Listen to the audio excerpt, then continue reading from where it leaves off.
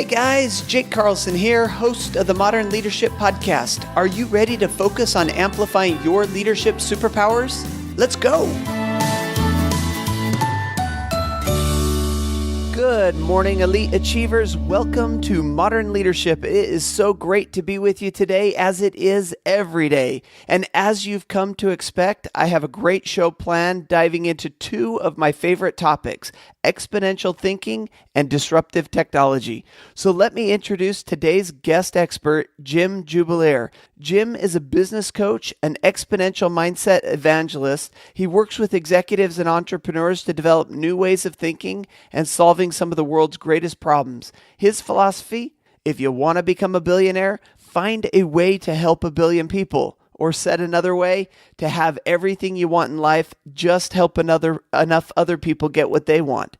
Jim is an active member of Abundance 360, a 25-year program to apply exponential thinking to solve the world's most pressing problems. His massively transformative purpose: it is to create an equitable and sustainable world for everyone. Jim, it's so great to have you on the podcast. How are you? Just fine. Great to be with you today, Jake. Jim, there's so many big words in your intro there, and I'm looking forward to jumping into them. But before we do that, that's a lot of business background. How about your personal? What are you into? I live in North Carolina with my wife. We're empty nesters. My son lives in California. Tennis is one of my passions. Just played 2.5 hours yesterday and loved it. Travel, learning. I always seem to keep busy. Well, it sounds like you're keeping busy. And before we hit record for this episode, you and I were talking about some of the great things that you're up to. But I want to jump into this because, like I said, these are some big words. These are topics that I love to dive into: exponential thinking, disruptive technology. Why don't you give us a little background of, what is this exponential mindset or exponential thinking, and how does disruptive technology play a part in what you're doing today? Jake, I'm a popularizer of complex concepts for the masses. So you're right, there are some big words, and my fear is that turns people off and they think, oh, what does that have to do with me? So I try to make it as practical as possible. The word exponential is contrasted with linear. So if I took 30 linear steps, I'd be 30 feet, 31-foot steps, I'd be 30 feet away. If I took 30 exponential steps, I would be 1 billion feet away, billion with a B. So it's a difference between the number 30 and the number 1 billion. That's the difference between linear thinking and exponential thinking. In our minds, we've been hardwired to think linearly. It's very hard for us to think exponentially. So if I told you, I know a couple of guys, there's 4 or 5 guys, they're working in a second bedroom, and they have this stupid little app that has something to do with like sleeping on air mattresses. And you fast forward 5 years from then, and now that company's market capitalization is larger than all of the hotel chains in the world combined. You would say to me, you're crazy. But in fact, that's exactly what's happened to Airbnb. But now let's take it further, because what I know your audience, because I think this way too, they're going to say, well, yeah, but they've kind of already figured it out, right? I mean, it's sort of over now. Think about if you want to add, Jake, one additional hotel room. You're in the hotel business and you're growing and you want to add another bedroom and you're Marriott. You have to wait till you have the need for 100 bedrooms and you build a building and you hire maids and attendants and the linens and the shopping, the little carts that the maids have, on and on and on. The marginal cost of adding a hotel room to a Marriott's like $1 million. What's the marginal cost to add an additional bedroom onto Airbnb's platform? There's no cost to them because they're already taking from a supply that's already in existence. Exactly. So they're leveraging unused capacity at almost zero marginal additional cost. And that is why now Airbnb are bigger than all the hotels combined. Now, in this podcast, we talk a lot about like the example of surfers in the ocean, and I love this analogy. There's 3 types of surfers. There's those that are standing on the beach, kind of watching what's going on. There are those way out beyond the waves that are resting. And then there's those in the impact zone. And all of the waves being caught are being caught by those swimming in the impact zone, surfing in the impact zone. Now, what you're talking about here, though, I believe is not just exponential thinking, but it's also combining that exponential thinking with finding and catching the right wave. And so how do we do that? When you're talking about leveraging, what's out there, what the opportunity is, it's also a combination of really finding out what's going to be growing and taking off, is it not? It's a combination of all of the above. So in my work, I have a module called How Uber is Disrupting Your Company. And it's not really Uber. It's a way to say, let's look at your company, your industry, but particularly your company, and how are these things affecting you? So in some cases, it's really very, very simple. It's not so highfalutin. It's just, what are some apps we can bring into our workforce to make us more productive? So don't think of it as, I have to be a software company in Silicon Valley. This is applicable for everybody worldwide. Well, as you're looking at, a company like Airbnb, for every one of the Airbnbs and the Ubers out there, there are plenty more companies that really felt like they were leveraging the opportunity and haven't succeeded. And I think my concern as we talk about this is, I think it takes more than just this exponential thinking. It's this application of it to a need that's in our marketplace. It's identifying, basically what's going to take off and where it's going. So let's bring it back to the level of, a lot of the listeners to this podcast are small business owners, or they're, middle management growing on the corporate ladder. And what can we do? We're not in a 1-bedroom apartment on our air mattresses, eating pizza 24 hours a day. We're really getting into the grind. We have a lot of things. We have our families that we're dealing with. So how can we apply this thinking into our lives? Jake, you ask really good questions, so I'm very thrilled to dive into that. So there's something called Moore's Law, which basically somebody named Moore, who invented the computer semiconductor, saw that the computer chip was doubling in processing power every 18 months. And he came up with this in 1964, and it's been true ever since.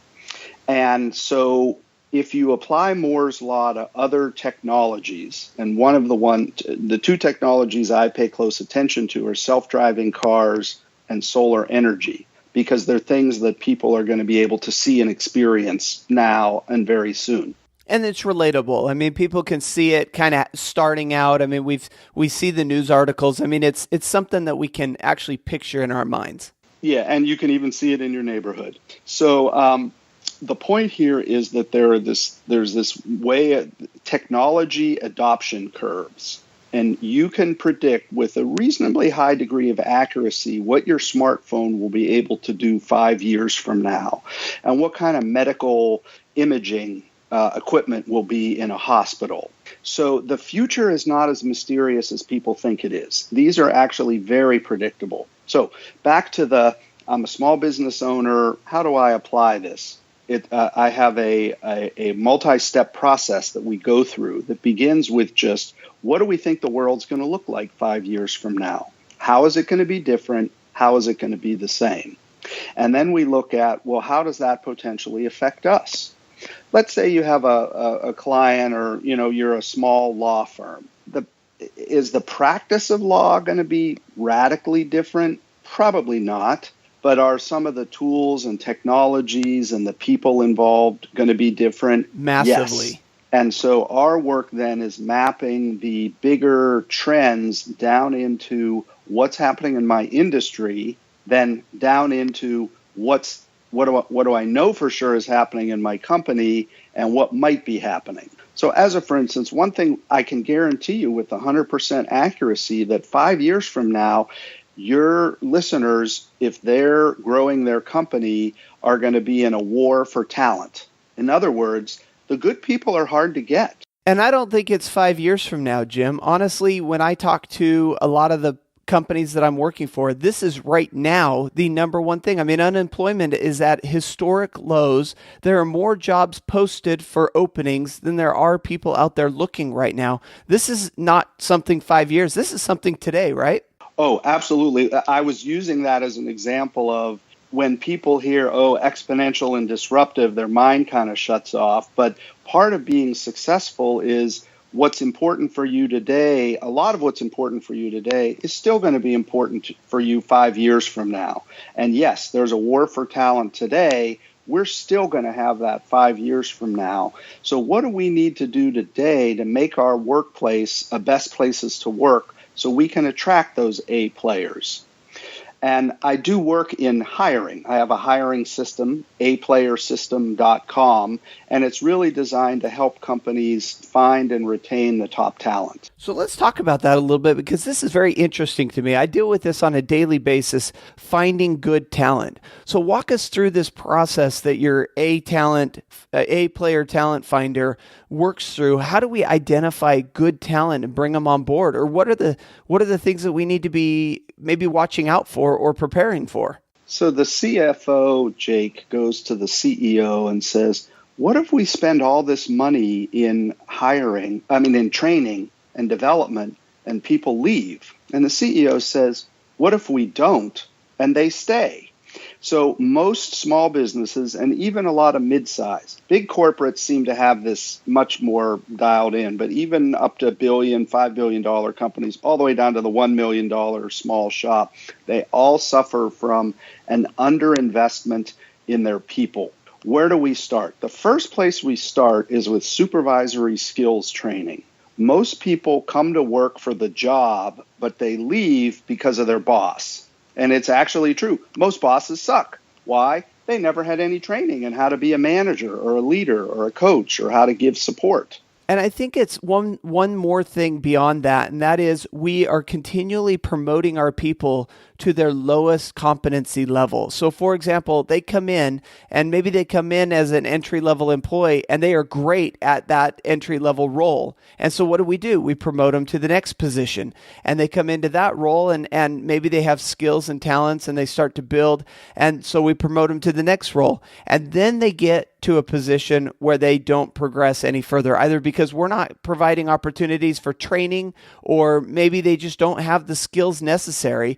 And so they get stuck in that position, and we look at having people that have come on board and we've promoted them out of positions that they're great at, put them into positions we hope they'll be good at. They're struggling in those positions, and then all of a sudden we find that we're stuck, right? Because now we have a high expense employee working in a position they're not qualified for. When you're a smaller business, it's very painful to let somebody go because frequently you know them, or you might see them again, or you're in a small town. And so what most companies do is they hire fast and they fire slow. And in the A player system, we flip that. We hire slow, and if they're not working out, we fire fast. Do you do that by starting out with like a temporary hire? Do you start out with like a 90-day trial run before they are officially on board? Or do you bring them on board, give them full responsibilities? How do we know when it's time to get rid of them when they're a new hire, when you talk about firing fast? Yeah, once again, Jake, there's a very clearly defined set of steps that we follow in this protocol. Think of it as a checklist. And let me jump way forward for a second. One of the things that a company has to get much, much better at is greatly expanding their pool of applicants. So job advertising and candidate recruitment is a whole other thing. And now with various software platforms and just a little bit of the business owner's time, you can greatly increase your pool of applicants. So that's one part. Do you find, though, on the flip side, and we keep going down these, I know we've got a lot of steps that we've covered, but so fascinating to jump into these topics. Do you find the flip side, though, happens where we're just getting too many unqualified? I mean, I look at my hiring practice, and I'm not finding that I have a limited number of applicants. I have a limited number of qualified applicants. I have a massive amount of applicants. And part of my problem is just sorting through and finding out which ones are qualified versus which ones are just, throwing spaghetti against the wall and hoping something will stick. The A-player system uses technology to assist the human hiring manager. So there are a couple of checkpoints where the applicant has to complete various assessments and reference checks, all of which is done automatically. So you can very quickly bubble up what I might call the semifinalists or the quarterfinalists for further scrutiny. You never have to read a resume again. You will be able to tell from the cover letter, the job application, and the assessment scores whether or not they're worth bringing in. Now, of course, if you bring them in or do a phone screen, yes, of course, you're going to look at the resume, but we can cut the amount of pre-screening time down at least in half, if not more so, through the platform approach. Which is so valuable for a small business owner. I mean, time is one of the most valuable resources that we have, and it's a limited resource. Then we spend more of our time actually doing the interviewing, the assessing, thinking about the position. This is why we want to hire slow. Now, this approach is being used by a local landscape maintenance company to hire, guys who cut grass. Well, we still hire slow, but that just means taking an extra half hour, not making him go through a month-long trial. So at the same time, this process is being used to hire psychiatrists. And so there, it's a very thorough, rigorous step-by-step. So it's very much situation specific based on the opening, how big the labor market is. All of those factors come into play. But at each step, what we want to know is, what have you done? What's your experience? But who are you? What are your competencies and values? So bringing the behavioral-based interviewing in, even for a groundskeeper pushing a lawnmower, it's valuable to weed out who might look good, but who might not work out long term. So improving the interviewing itself is a big part of the A-player system. Wonderful. Now we jump down this track of A-player and hiring, but we started out talking about these steps. And one of them, the first step, and that's all we got to, was what will the world look like in the future? Let's return back to that conversation and see if we can go down that thread for a little while. So step one, what will the world look like in the future? Really analyzing and predicting where are we going to be in 5 years. And one of the things you said is, this isn't impossible. This isn't even that. Look, it's going to take mental exercise. It's going to be an mental energy, but it is possible. It is doable. What's our next step, Jim? Part of making that 5-year plan is becoming an expert in your industry. My job is not to be the expert in your industry. My job is to help you become the expert in your industry. Reading books, going to conferences, networking, listening to podcasts, building a point of view. Here's where I think the world is heading.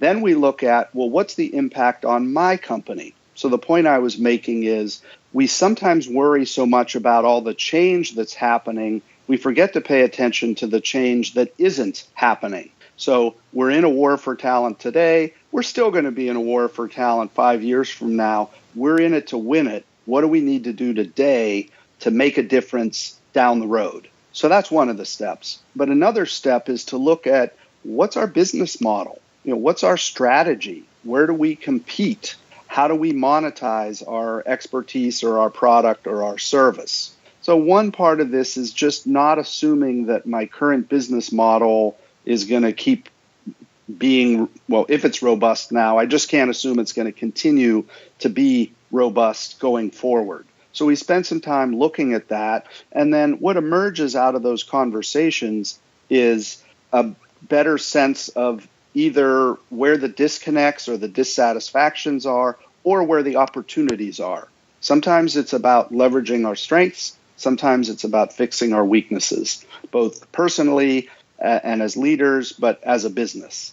And I love this concept of really taking a look at your business model, because I think for a lot of our small business owners that are listening here, their business model has basically evolved and become what it is today by necessity because of how busy you are. And a lot of times starting out as a small business owner, you're operating on your own, or you have just a small handful of players that you're working with. And because of that, you have a certain culture within your company.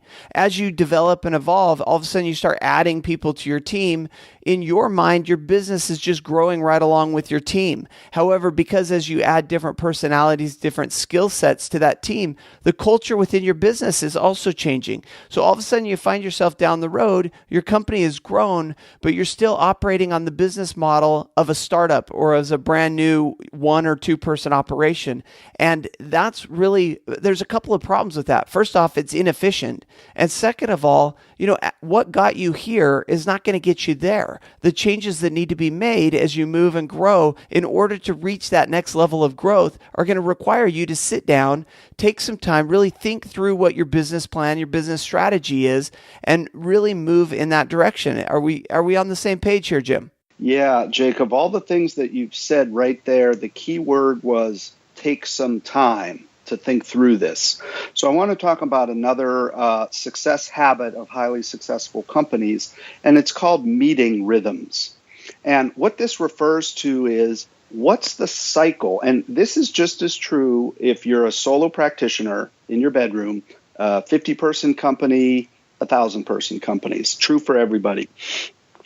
What are my meeting rhythms? So we go off site for a couple of days to have a retreat and visioning exercises annually. Paint the big picture of where we're going. And you have to get out of the office, away from the phones, even if you're a solo practitioner. And then for big companies, I lead the 2 or 3 day strategic planning offsites.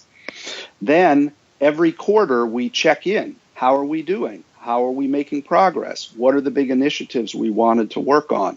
So, quarterly, all day for the companies. And we break it down to monthly. We have a check-in, usually a half day, and frequently that's via Zoom. And where are we making progress? What came up in the past month? What's the plan for the next month? You kind of get a feeling of the cadence here. Then the manager or the owner probably has the typical weekly staff meeting. But when you have the meeting rhythms of the monthly and the quarterly, the weekly staff meeting feels a lot different. And you can do a lot more emotional processing because you're not so hung up on, oh my God, we got to work on this next strategy. We move those out to the monthly where we can take a little bit more time. All the way down to the daily huddle, which is a central part of this business coaching framework, which is a quick check-in, one-way check-in between each of the intact teams in the company about their wins and their stucks and their focus for today. Now, some people listening to that might say, God, that's like, who's got the time for all that? It's exactly what I'm thinking, Jim. 168 hours in a week. I had one client say that the introduction of the daily huddle cut the amount of emails that went around amongst the senior leadership team by 80%. In other words, yeah, some stuff you really have to get to today, but if you know you're going to have a deep dive with your whole team tomorrow morning and everybody's going to stay in it till it's resolved, you don't have to be firing off all those emails throughout the day. It has a couple of benefits. Cuts down on your email volume, but it greatly increases your cognitive bandwidth. And that's a big issue today. We're too distracted. Our screens are always on. I have Yammer, I have WhatsApp, I have Facebook, I have texting. My head's going to explode. It's not working. The smart people know how to harness their attention and cut away some of the digital distractions. And so as a leadership team, we have to build those practices together as a team.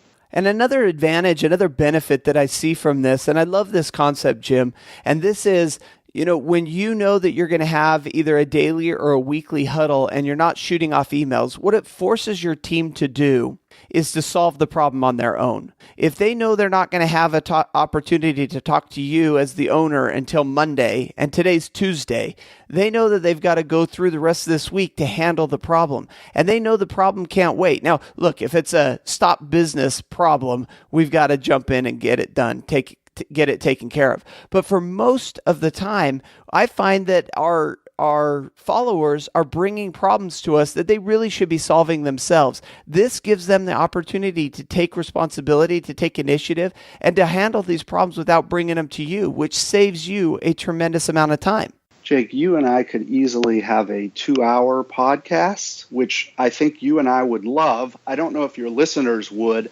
I just want to take a little bit of a tack for a second, because I know our time is winding up. To go back now to just a little bit of the exponential thinking and speak directly to your audience. And this work is all based on facts. So let me tell you what I did today. Is that okay? Yeah. So a couple of weeks ago, I bought a fully self-driving car. Drives itself. Now, it could drive itself right now, but it's not allowed. The regulatory framework is not there, and the software is in beta. It kind of works, and you don't get in the back seat. Your hands are still on the steering wheel right now. But it's coming. How soon? 5 years, 8 years, some people say 20 years. Nay, I bought the fully self-driving option now. I own that now, but it's not enabled. So just today, it was in the news, the particular hardware that's in my car is going to be replaced. They come out and they pop a new camera in, and the new camera is going to be 100 times more accurate. Now, I didn't do a thing, right? But all of a sudden, the software and the hardware, the whole package, is going to be way more accurate, safer, closer to passing the regulatory framework needed to get implemented. So that's all coming right now. And as an example of, well, how is this affecting your industry? When full level 5 autonomy were to be fully implemented, if and when it will be, 95% of all car crashes will go away. A third of our entire civil lawsuits are relating to traffic accidents. That industry no longer exists. 33,000 people a year killed in car crashes. That number's not going to go to zero, but it's going to go down dramatically. So when you think about the health benefits, the life benefits, the emotional benefits, it's really a big deal, and it's coming a lot faster than people think. And it's a topic that is so fascinating because we're seeing it. I mean, here in Phoenix, where I live, we've got cars all over the place that are testing this software. They're trying to get the approval right now. And I mean, you could drive up and down any street in Phoenix and see one of these self-driving vehicles. You're absolutely right. It's coming, but it's not just in autonomous cars. I mean, that's what I think is so exciting about this exponential thinking. I mean, we use Uber, we use self-driving cars, we use Airbnb as examples, but the reality is every business out there, every industry has the opportunity for exponential growth and to really think outside the box and to really come up with these world-changing products, services, or opportunities for it. And I think that's what's so fascinating about this conversation that you and I are having, Jim. Well, I also, though, want to bring it back, as you have done, to your audience, and we might call it incremental exponentialism. And what I mean by that is you're a local flower shop, you're a 50-person golf course management company. You know, you're not going to be Uber, and you never will be, and you don't even want that.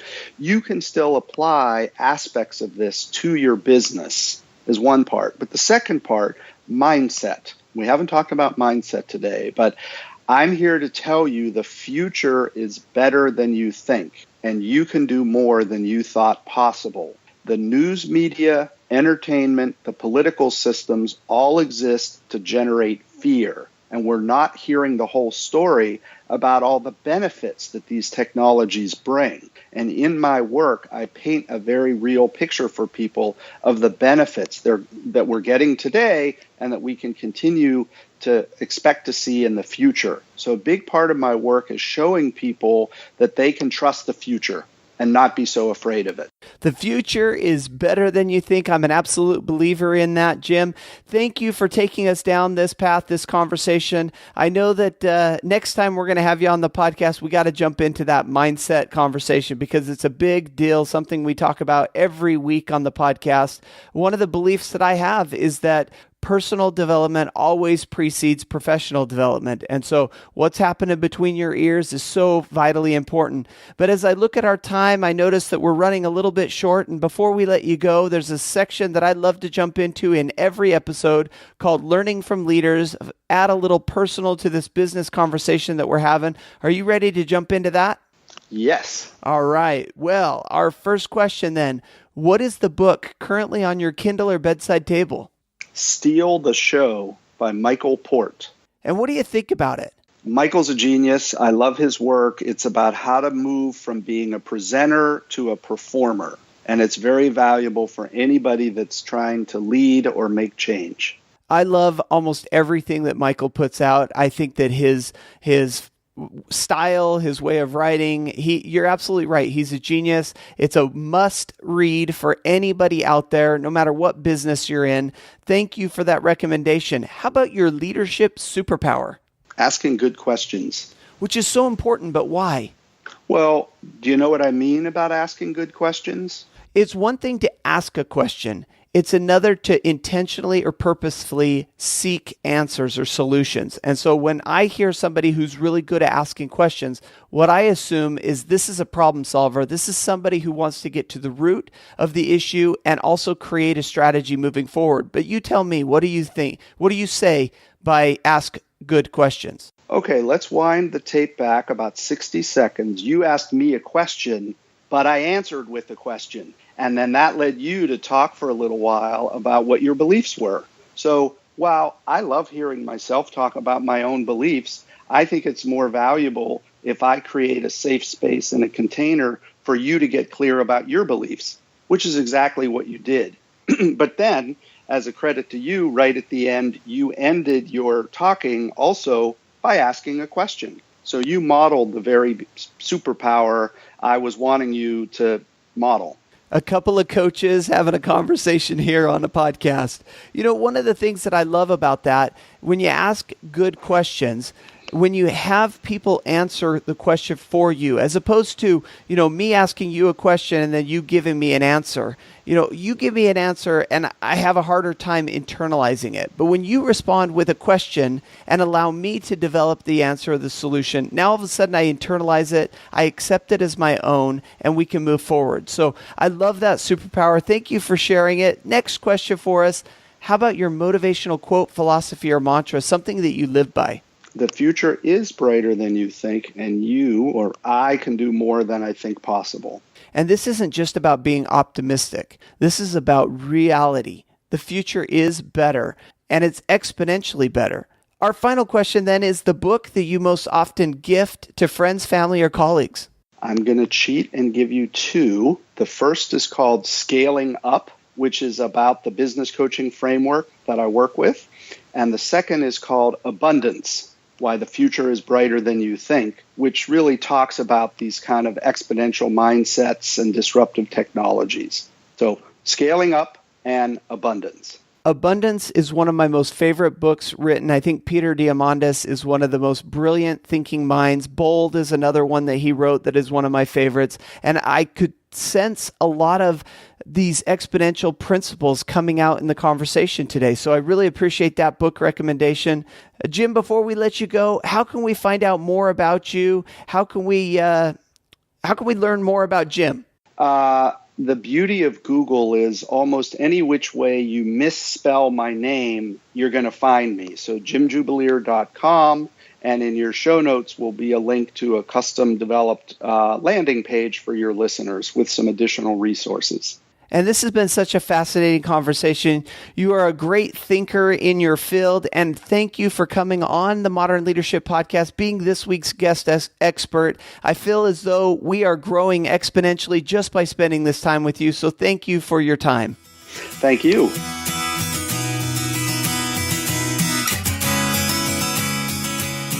All right, my friends, and a big thanks to Jim Jubelirer for coming on the show to have this conversation about exponential thinking and disruptive technologies. As you could tell, it's one of my favorite topics to jump into.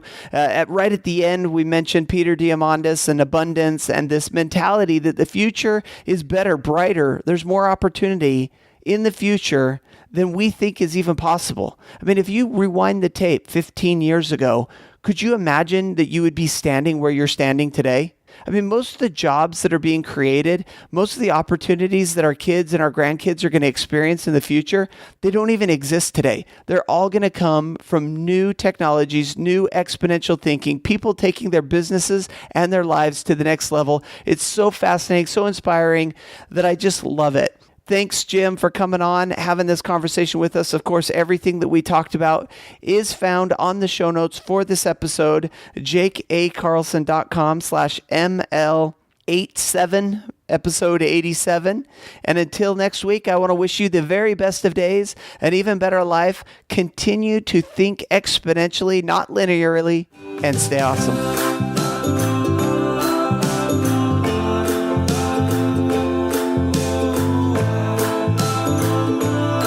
Thanks for listening to the Modern Leadership Podcast.